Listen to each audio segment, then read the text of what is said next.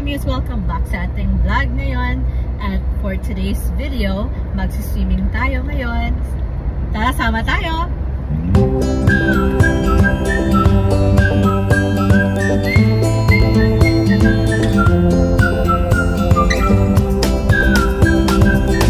Pag lumingon ka, akin ka, ayun.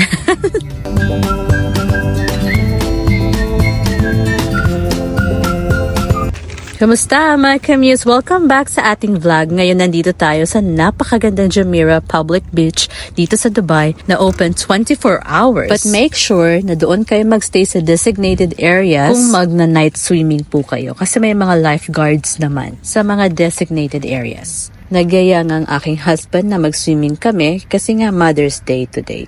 Happy Mother's Day sa lahat mga ulirang ina all over the world. Salute to you guys!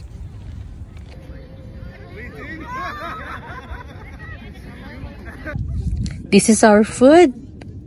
Adobong liver, pansit, at hindi mawawala ang rice, yes.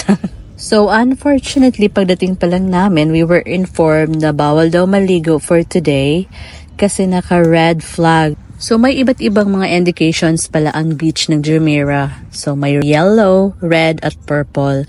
Yung yellow, ibig sabihin, you can swim at your own risk. Tapos yung red, bawal kang maligo. At tapos yung purple, may marine something na dangerous sa human being.